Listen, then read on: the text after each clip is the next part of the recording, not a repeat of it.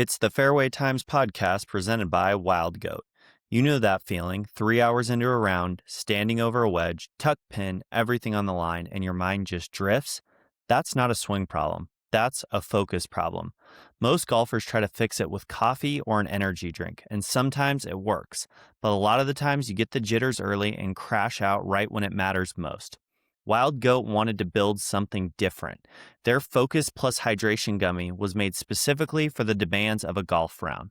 Not the gym, not the track, golf. It combines alpha GPC and cognizant for sharp, clear focus.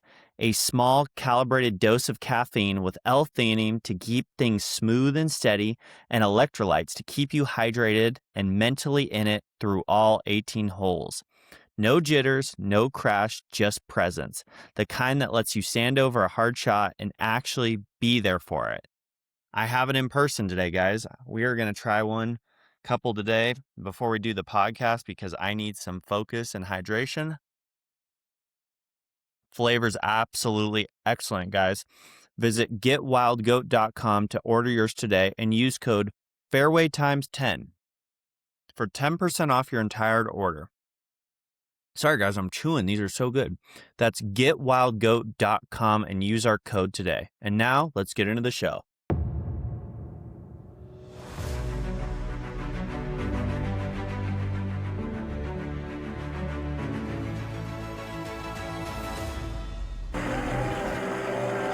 Waited for years. Many doubted we'd ever see it. But here it is. The return to glory. This is the Fairway Times. What is going on, Fairway Times community? Happy Tuesday. What a weekend of sports, guys. Gary Woodland, our Final Four is set. I've had some requests to talk about more than just golf, so we're going to dip our toe into college basketball today. We're always primarily going to be a golf podcast, but I know most people that enjoy golf love watching other sports, so figured I'd do some analysis on that as well. We're going to talk about my favorite bets headed into the Valero this weekend. And honestly, let's just start right with Gary Woodland. This was more than a comeback story. This was bigger than sports. This is not just a golfer that kind of lost his way and started playing well again. So just to kind of take you guys back down memory lane, Gary Woodland breaks onto the PGA Tour. This guy is just an absolute freak athlete, has a background in basketball, and he's really known for his raw power. In 2019, he wins the U.S. Open at Torrey Pines. Just an absolute breakout. Everybody thought this is going to be a guy that's going to be a top 10 player in the world for years to come. He starts experiencing a bunch of weird symptoms as we watched on Full Swing. Just a ton of different headaches. He didn't feel like himself. And finally, it was determined, guys, that he had to get brain surgery. And so he got the surgery and he came back. And that was back in 2023. And now just these past couple of years have been an absolute fight for him. He said very publicly that he's experienced PTSD from his brain surgery, and he just doesn't feel like himself. This new version of himself does not feel like, what he used to feel like at his peak. And well, guys, it looks like he found it back because this week he absolutely dominated the tournament, start to finish, stepped on the gas, had a bunch of strokes to spare, and I just thought it was awesome to watch. And I think just something I thought it'd be fun today to kind of break this down from a sports psychology standpoint, which is, I think the question we need to be asking is perspective. All these other guys are going out on the PGA Tour trying to win because golf is their life. They've never experienced anything different. And to be on the PGA Tour means you've been successful your entire life to get there in this game. And I think Gary Woodland, there's an element of it where he is playing the most free he has ever played because he went from a major champion to just a human fighting to be alive and to experience normal again. And now he's back to a competitor. And I think he just has brought so much perspective into the game that there is so much more than sports. There's so much more about the game of golf, right? He just wanted to be a good dad. He just wanted to be a good husband. And golf was just happened to be there. It was something he always wanted to get back to because it was his career. But I think the mindset is completely different because you know that life is just so much bigger than golf. And I think it's just something to note, guys, headed into Augusta. He was freaking hitting the ball so well. He hits those little low bullets off the tee, and it was just fun to watch. It was fun to watch the whole weekend. So, sir, hats off to you, Gary. I was rooting for you as hard as absolutely everybody, and just a dominating performance from start to finish. A lot of people want to know what's in Gary's bag because he is a very, very strong human. So we'll just start from the top. So let's start with the driver. He is in a Cobra Optum Max K driver. 9 degrees, guys, turned down to 7.8. I think that is one of the lowest degrees on tour. I mean, there's a reason he hits these extremely just low bullets, right? His equipment is set up for that. Fujikura Ventus Black 8X. I mean, he's clearly strong, but this is a guy that is playing X stiff just to the absolute maximum that you can play. He's swinging 2x4s. It's boardy. Also to note, got a nice little piece of lead tape out on the heel here for Gary on the driver. Let's jump into the 3-wood. Got a Ping G 440 Max 15 degree with the Acura Tour Z Extreme 4100 M5. Once again, extremely stiff shaft, guys. Like, you and I just have no business playing these clubs, even if we do have, high swing speeds. I've talked about my high swing speeds on these. I just have zero. I have absolutely zero. This would just feel horrible. Next up, utility iron. He's playing a Wilson Staff model 18 degree with a KBS Tour C Taper 130X in it. And then irons. In the 4 and the 5 iron, he's playing the Cobra King Tours with just a touch of lead tape, it looks like, out on the toe. And then for the 6 through P wedge, he is rocking the Cobra King MBs. All those are with the KBS Tour C Taper 130X shafts in them. Wedges, Cobra Kings. A little mix with the Cleveland RTZ Tour Rack, and he has X100s in all those guys, except his X100, is in his 48 degree, and then he goes down to S400s. So overall, just a very boardy bag. For the putter, he's got the Scotty Cameron Golo Tour prototype, looks like a Circle T. He's got the Tour only signed, with a pretty standard Zenergy Pistol 2.0. And then he is playing the Titleist Pro V1 golf ball. So just stiff by stiff. I mean, this guy hits these low penetrating bullets in every shot that he does. And once again, congrats, Gary. I'm going to be fully rooting for you at the Masters. Don't know if I love it for the betting market, but just from a story standpoint, how cool would it be if this guy could capture a major this year? So, awesome weekend of golf. Let's talk some hoops, guys. College hoops. Insane game. Let's start with the big one. Duke, the mighty, has fallen again. They cannot get out of their own way. UConn with the dagger at the end. Just what an absolute game. So let me kind of take you through it. So 10 seconds left. It is looking like Duke is up by 2, and it is seeming like they are fully going to win this basketball game. Boozer has, at one point, Duke was up by 19. Cam Boozer has basically been allowed to play like a football player the entire game. No fouls were being called. UConn, until the second half, was just ice cold shooting. So UConn, basically Dan Hurley brings them into the locker room at halftime and probably gives the most Dan Hurley speech ever.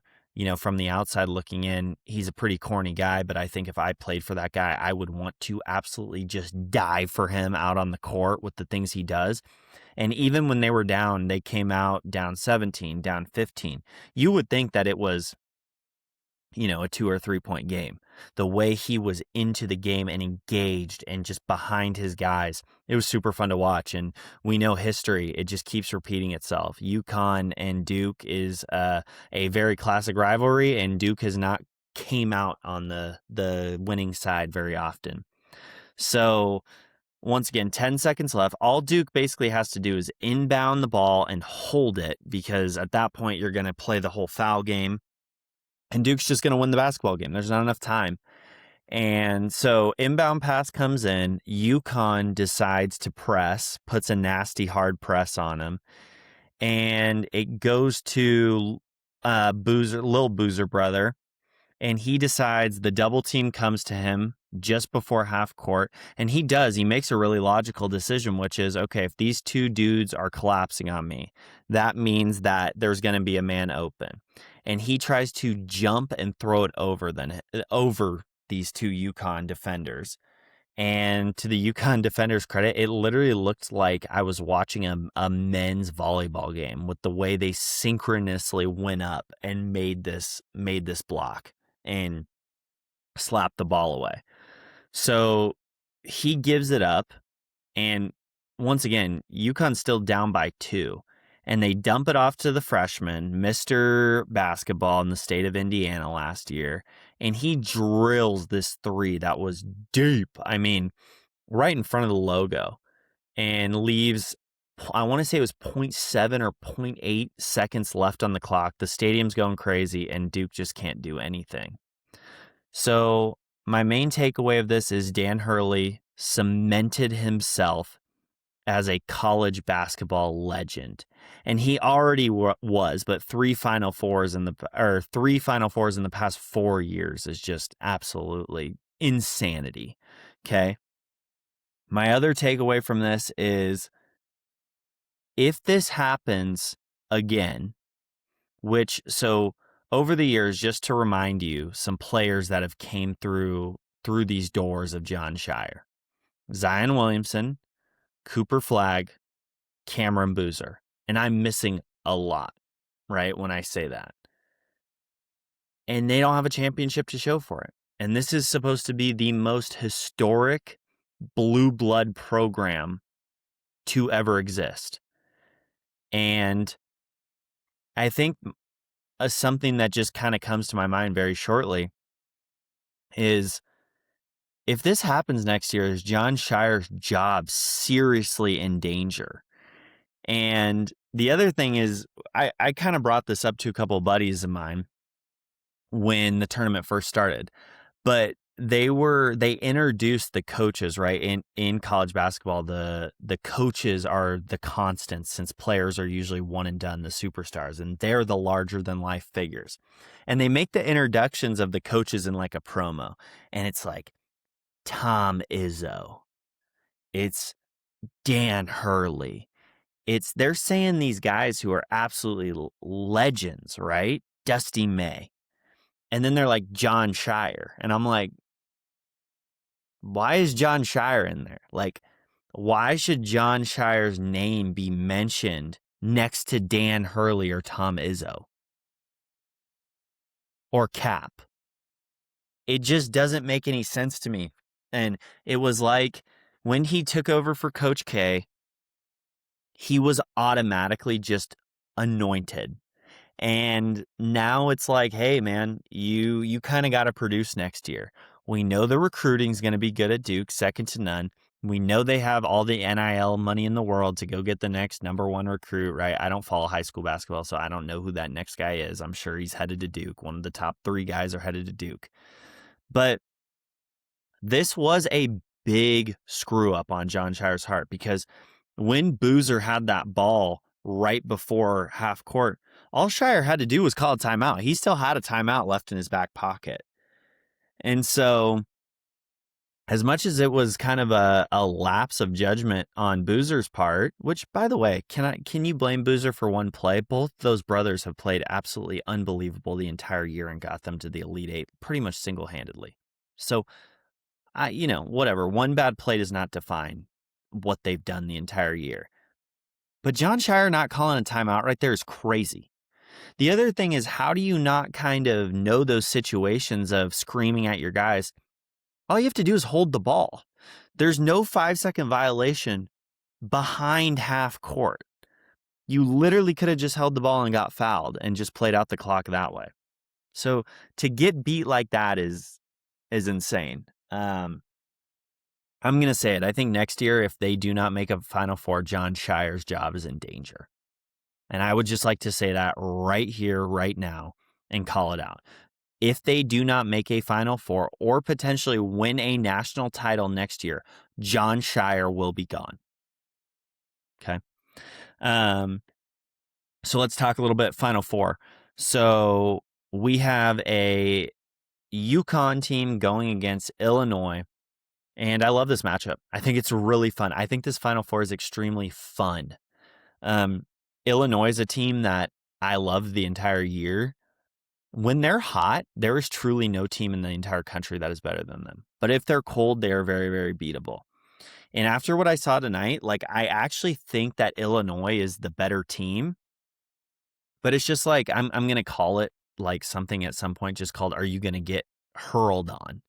AKA, is Dan Hurley just going to mentally and physically beat your team down to the point that you crawl in the corner and die? Because this is what he does. He just slowly strangles teams, and he's going to be loud. He is 100% affecting what is going on in the court, because whenever you are playing UConn, you can hear Dan Hurley's voice apparent. Okay, like, other players are hearing his voice. And so I think Illinois is the better team, but I would not bet against Dan Hurley. Just bottom line, right? The guy does not have 2 national titles by accident. Other side of the bracket, Arizona, Tommy Lloyd breaking through. So happy for Arizona. Arizona was the best team in the best conference. Really not a debate. Just that team's firing on all cylinders, and he's had such amazing players and recruits over the years and has never been able to get to this point. I'm happy for him. The one thing I will say, I am terrified of that Michigan team. I didn't get a chance to watch. I watched some highlights, but I didn't get a chance to watch the Michigan game this weekend. But what I did have is money on the St. Louis spread and Robbie Avila. And that was just probably the stupidest bet of all time, thinking that St. Louis team could cover against this Michigan absolute just wagon of a team.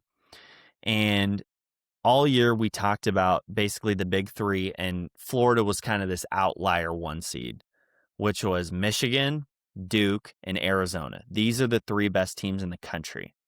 So it's kind of unfortunate the bracket played out the way it did, because I wish we could see an Arizona versus Illinois and a Michigan against UConn. So then the national title could potentially be 2-1-1 heavyweights going up against each other.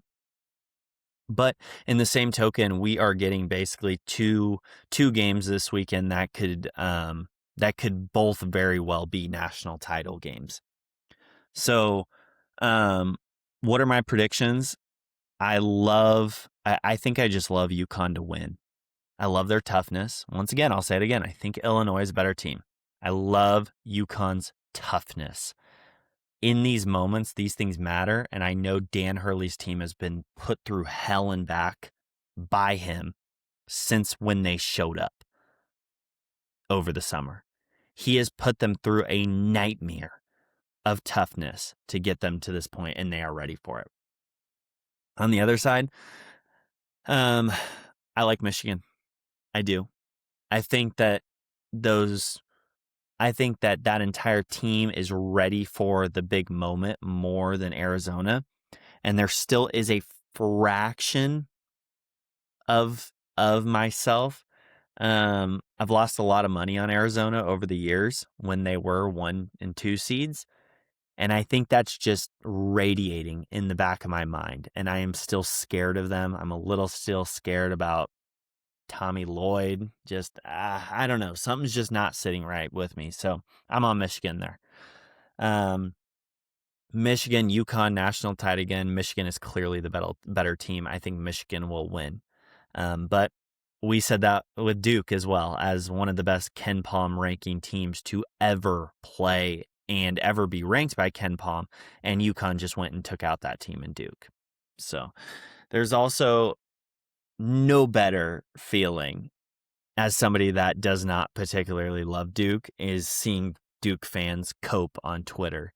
Because if you were listening, there was a clip on Twitter going around of the Duke radio call. And the guy's like, oh my gosh, UConn gets the steal. He shoots. And then it's like, he made it. And then he's like, there should be a technical. There should be a technical. Like, so Duke fans have just ran with that now, just completely coping to it, which is like amazing. So go check out that clip on Twitter. I want to talk about my favorite. Let's shift back to golf for a second. I want to talk about my favorite bets headed into the Valero. So I think there's a lot of guys. I was going in, I decided to look at some strokes gain data and kind of really, really nerd out. Marco Penge right now is number 1 in strokes gained off the tee. He has also just played unbelievable golf over the past 2 months. So on the DraftKings Sportsbook, once again, not sponsored by them. We absolutely could be sponsored, so head our line, DraftKings. Marco Penge to get a top 5 at Valero this week is plus 950. If you want to sprinkle something on that, I think that's unbelievable value for a guy that has just been playing absolutely lights out. When looking at strokes gain data, it's also very, very hard to ignore Jake Knapp. Jake Knapp is not playing in the Valero this weekend, but it's just something to kind of keep in the back of our mind as we head to Augusta, because he is excelling in almost every single category, and just something to start thinking about, right, as we head to Georgia. Okay, next. This has not bode well. He's only made 1 of 8 cuts in 2026. But the scores and the swing looked better this past weekend at the Texas Children's. Neil Shipley to make the cut is plus 100 right now. I think it's a fun bet.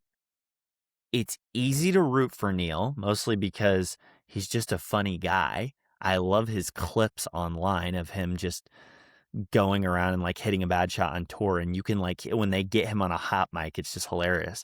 And I think he's truly playing better, which is just something to note.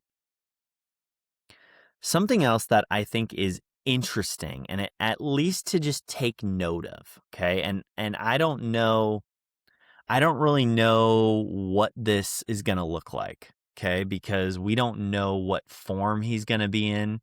We don't know what the back is like. But before the injury, in approach shot, specifically in the category ball striking, as well as approach to the green, Colin Morikawa was the best in the world. And he is playing this weekend, right? I'm a little hesitant because he's coming off the back injury. We have no idea how he's going to look. We have no idea if he's going to treat this as a quote unquote a tune-up, right? We just have really no idea what this is going to look like. But it's really something to think about. And if I go on right now, I'm going to go on DraftKings and let's just look for what he is live, because I don't like an outright winner. I think that seems a little extreme. But what about something in like a top 30? So Colin currently right now is minus 168 to be in the top 30. I don't really see a ton of value there. If we jump into the top 20, Colin Morikawa is minus 106. Okay. If you can bet Morikawa on your book to do the opposite, so not be in the top 20, or if you're going to get crazy and say he's going to miss the cut because he's rusty, I know it's only been a couple weeks. I think that's an interesting play. The stats are good. We have no idea what he's going to look like, and he might be just kind of using it as a tune-up for Augusta. Okay. They have a fun parlay on the DraftKings Sportsbook. Here we go. This is plus 1,100, and I actually like this. I usually absolutely hate these, but this one caught my eye. Top 20. Tommy Fleetwood, top 20. Ludwig, top 20. Jordan Spieth, top 20. And Hideki, top 20, plus 1,100. Love it. I would hammer that. Okay. The last thing that I really, really like, Tom Kim's game has been trending. I like the way he's swinging the golf club right now. This is not that big of a risk, in my opinion, and I think it's decent value. Tom Kim plus 108 to be top 40. Lock those in. Let's see how we do, guys.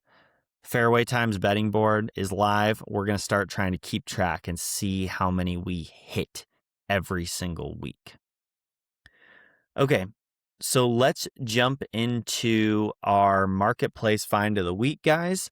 And today we are going to be talking about an insane Scotty Cameron haul that we found. I wrote an article about this on thefairwaytimes.com. And this is very, very unique because this is Scotty Cameron pre-Tiger. And this is a set of, I believe, 8 Scotty Camerons. And it's the 1996 copper set. And you can go, I have all the photos, guys, fwytimes.com. And there was only 500 of these sets ever made. And the person that posted these, they have never been gamed, they've never been touched, and the grips are still in the plastic, which is unbelievable. They have some super unique brown, almost felt like old school Scotty Cameron head covers, which I'm sure like by themselves are just worth a ton of money. And they're just in awesome condition. I don't know how else to describe it. They still have the old school like Titleist branding, which I just think is so cool. Because obviously at some point, right, Scotty Cameron got away from that. This was found in the West Palm Beach area again. I think it was specifically in Lake Mary. Something unique, I think, makes the set stand out, guys, is all 8 are still there, right? Like over the years, these sets got broken up for guys to game, for collectors that just wanted one back in the day because they didn't know about the sets. And yeah, so he has all of them together. And so on eBay, I decided to do kind of a deep dive on this. On eBay alone, one of these putters is $1,800. So I think honestly, this is just a screaming deal. So $10,000 is the price that's currently up, and I honestly think yes, I think that's even conservative, considering who you're in the room selling to. I really do. For somebody that wants to game these putters, absolutely not. Absolutely not. That's not something you're going to invest in. But for the collector that wants to put them up in the man cave, or maybe this is a situation where you have the golf man cave and you have the indoor putting green, and this is what your buddies, when they come over, are rolling, which I think is super cool because, you know, some of these collectibles, it's tough to just set them up on the wall, right? This equipment was built to be used, but maybe not out on the course and where you're gaming it. Okay. Next segment of the day is I want to talk about, as a lot of you guys know that are on fwytimes.com, we talk a lot about watches. I'm a huge watch guy. I read a ton of articles. I'm a collector myself. So let's just talk about today. I covered a micro brand that I think is going to blow everybody away. So for those of you that don't know, in watches, you have your major brands, the ones you hear about: Rolex, Tudor, Cartier, these big quote unquote corporations.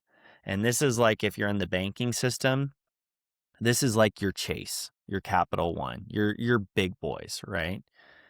Then we have micro brands. which are like here in Southern California in banking, we have Schools First Credit Union. So today we're going to be talking about a micro brand that really, really blew me away. And the brand is called Farer, Farer. And this is a brand that is not Swiss. They are British. And I just think that these watches, just in general, the craftsmanship, I saw these at first on social media and they just blew me away. So they have these amazing new GMTs they came out with. And in the middle, they have a small map of the world. And their new hot seller is this maroon colorway. I mean, the dial is unbelievable. It's kind of got like a more, it's goldish, but I want to also call it copper. It's this really interesting color of gold and copper mixed together as the bezel. And it's a GMT. It just looks absolutely unbelievable. And this brand first caught my attention because they came out with a British racing green dial colorway that came with a green suede strap. That just blew me away. And then when I visited their site, they have a crazy rose gold bezel. And then in it, they have the actual dial itself is, how do I describe it? It's almost like a granite countertop. So it's black then it has traces of gold, like kind of like streaked throughout. And then it has a moon in the middle. And it's supposed to almost like represent like a dark side of the moon. And it is just, this company is unbelievable. So let's kind of just dive into the history of these guys. So this is a British watch company. It was founded in 2015 by four guys, okay? Four founders. Three of them worked together before where they ran a London-based branding agency. The other guy came from the watch industry, specifically kind of spending years as a buyer for a duty-free company before building an obsession with vintage watches that it eventually became impossible to ignore. The four of them shared a passion for watches, specifically from the years of 1950 to 1960. And they talked about in the interview how these were the years where creativity and experimentation were really driving the industry forward. And they wanted to capture that DNA in every single piece that they did. And so the name itself tells you everything about their philosophy. And I wrote, and this was a direct quote, "A farer is a traveler, an explorer, a seafarer, and a wayfarer. Someone who goes places, somebody who takes risks." I love what this brand stands for. So the other thing, let's talk about the names of their watches because they're super unique. You have the Beagle, the Hopewell, the Endurance, and the Endeavor. Just extremely cool, and like they're just so creative. These are names of ships and expeditions that defined British exploration history. I mean, these guys are like completely on another level. I think what also makes them unique is like, it's just the combination of like, they're not just another Swiss brand that's trying to do something different. To me, it's cool that they're from Britain, right? It's cool that they're not just another startup Swiss brand that randomly started developing something because their great grandpa was in the watch company. It's just super unique and cool. And yeah, I mean, so Hodinkee is right, like the most well-respected watch, I guess, publication in the world. And it's just like they had rave reviews of Farer, which just shocked me, right? It's difficult to get rave reviews by these guys that are like just some of the biggest in the industry, and Farer shocked them. So I would highly recommend, if you're a watch enthusiast, go check it out. The price points are super reasonable. Like, you're not going to spend over $2,000.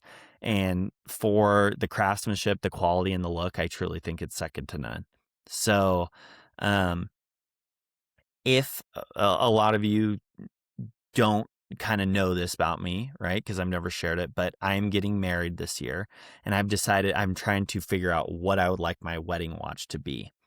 And I think my one overall choice is I would like to wear a classic Cartier tank on leather strap.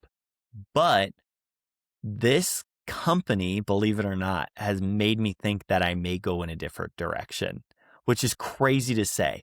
And I could regret that when I'm 40 because this company may not exist. But overall, just unbelievable pieces, guys. Go through and look at their catalog. It's spelled Farer. So, okay. We are going to wrap up today of just me talking a little bit about where my own golf game is, because I've been making some radical, what I feel, massive changes in my swing, but I truly feel like it's for the better. So I have always felt like, and I've discussed this before, I've always felt like in my swing, the club face is just always open. And it does not matter if I strain my wrists and just like try to keep it closed. No matter what, on video, it is open. And just starting to do some deep dives is I've always known that it is a wrist problem. It's a wrist position problem. But I never wanted to change something that radical in my golf swing.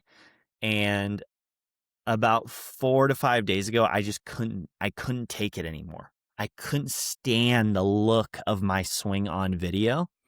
And so I started to make some just radical changes. And so I've always, you guys know on this podcast, I absolutely love Jon Rahm. And so I was like, I want to swing it like Jon Rahm. So I'm kind of a big techie guy. I'm into the newest AIs that I feel like can help. And so I use this new AI platform called Manus, which, if any of you guys haven't heard of this, definitely go check it out. It like can generate research and reports extremely well. And I told it, I want you to go study Jon Rahm's swing and find every piece of articles or publications ever that's been written online about Jon Rahm's swing and what he does. And then I told it, I want you to take my swing. And the reason I did this is, yes, I do love Jon Rahm. But another reason I did it is because I always felt like my wrist was extremely cupped and Jon Rahm's was extremely bowed. So if I felt like Jon Rahm, I was basically rolling dice that my wrist was actually going to be flat. And so I asked them to cross compare, and it built me a plan. Sure as shit, it tells me, I want you to feel like your wrist is bowed to look like more Jon Rahm, and I want it to be short. Great. Okay. So I head out to the range with an entire plan and drills I'm going to do to feel this. Immediately, guys, from the very first swing of feeling like my wrist was completely bowed, it immediately looked better on video. And I knew I had found something. And the other thing that was interesting is it wasn't actually bowed on camera. It felt like I was calling. It felt like I was DJ, and my wrist was just like pretty flat. And so I always have struggled with my takeaway. And it's something that I think so much about, and because it starts my entire swing. And I just gave myself, actually, technically the AI gave me one very, very simple swing cue, which is, and some amazing high-level coaches that I've got to hear talk to me about my swing have told me this as well, which is you just need to feel like the torso and the body takes away the club.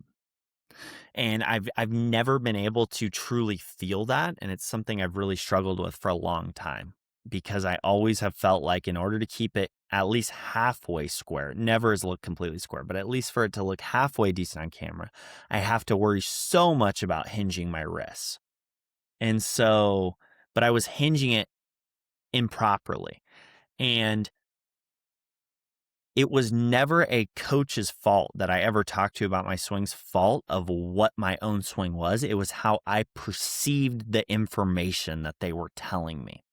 And this just comes from my inexperience in the golf space. Oh, excuse me, guys. I got to get some water.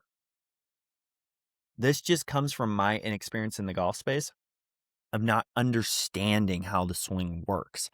So now, as I've just done so much research and really tried to understand the golf swing more, I now see that different coaches I've talked to, right? I've only taken like 3 lessons my entire life, but different pieces that these different coaches have talked to me about, they all make sense.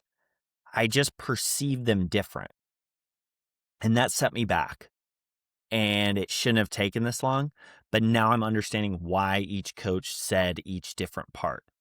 So takeaway, right before I swing, I'm going to forward press a little bit to initiate the swing.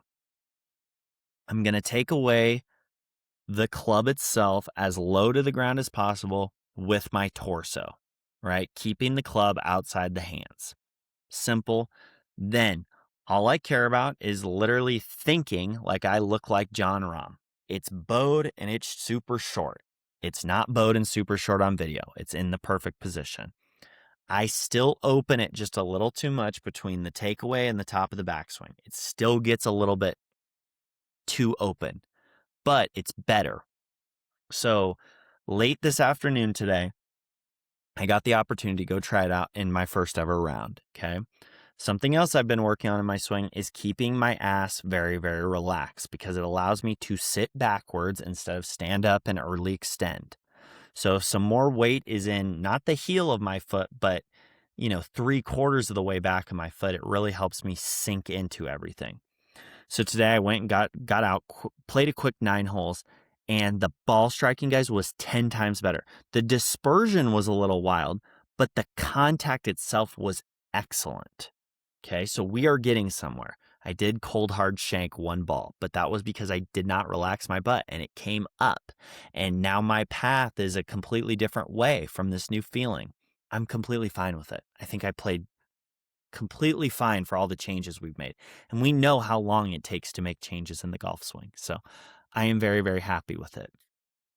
The other thing I did, I have struggled with a snap hook for a long time now, specifically with the driver. The last couple of days, I've finally decided that is not going to happen to me anymore. Low left is not going to happen to me anymore. So I am playing the Callaway Rogue Max LS, which we are going to do a full what's in the bag video on Instagram and TikTok here in the next couple of weeks. I just haven't decided when. But that is the driver I use with the Mitsubishi 75X in it, 10CX. So I decided to start tinkering. And I took my driver into my local golf shop. Shout out Quality Golf in Santa Ana. Shout out Dean. You are the realest club builder in the entire Southern California area. Guys, for real. And I said, Dean, I want you to cut me down to mini driver length. He's like, are you sure you want to do this? And I was like, yes. If these guys like Gary Woodland, let me go back really quick because it doesn't say, but I heard through a guy on Twitter that Gary Woodland is playing his driver at like 44.75, which is ridiculous if you think about it, right? It's clearly not affecting his distance, his ball speed, etc. And I'm over here as an amateur trying to hit a 45.5. So I told Dean, hack me 1 whole inch and let's start there. So my driver is currently at 44.5. It is stock a 10.5. So now I have it set down to 9.5, which in theory will open the face, neutral. And it's got probably 6 to 7 grams of lead tape on the bottom and out at the toe. So this afternoon, I got to swing it for the first ever time. There was 1 hook on the first ball I hit, but it was a high sweeping hook. And I was like, okay, that's better. That's not low left. So then I said, okay, we were just kind of out for a little practice round. So I was like, okay, I'm going to hit another ball here. I'm going to put it a little farther back in my stance and I'm going to tee it lower. And I'm just going to hit that little, like what Tiger talks about, that little that little kisser, right? Obviously, I don't have that in my bag, but that's what I'm thinking in my head. I'm going to open my stance just slightly. And sure as heck, it starts out just a little bit right, and it doesn't fade, which makes sense for the way my path is, but it stays straight, and it's just a perfect low bullet. And I'm like, okay, I found something. And it was as far as my driver has ever been, even though it was shorter. So I feel like I found something. It's not even close to where it should be, but I feel like I found something moving forward in my quest to, by December, I would like to be a 5 handicap. And I know that's a lofty goal, but I think we can get there if we can get the driver figured out. Every other part of my game is starting to slowly get better. Since you guys heard the last podcast with Asher, I've switched back to claw grip. The speed in the past couple rounds has been absolutely excellent. And I've had some putts where I've like lipped out 30 footers with decent speed. How's that? I know obviously a lip out implies that you don't have great speed, but like from 30 to 40 feet, if I'm sniffing around the hole, I know that my putting stroke is going well. So yeah, guys, I am just super excited. So that kind of wraps up the podcast for today. I am excited to keep updating all of you. Thank you all for listening. Remember to head to fwytimes.com and subscribe to receive your free mental performance golf guide that I have to say I will personally stand behind and guarantee that if you take even half the advice, guys, you're going to be at least a couple strokes better. Handling your mental game is one of the most important aspects of this game that is overlooked. And if you don't have a system to do that, you are missing out on so many performance enhancements. So once again, that is fwytimes.com. Thanks so much for listening, guys, and I will see you later this week. Like to hit bombs. I do. There's a lot more to winning than just, hitting bombs. You saw him dropping all kinds of bombs off the tee. I mean, just hellacious bombs. I have to have the ability to hit bombs. We talk about it. You got to hit long out here. Hit bombs. Todd, when I stop hitting bombs, I'll play the Champions Tour, but I'm hitting some crazy bombs. Thanks so much for listening, everybody. Remember to hit bombs, and I will see you next time.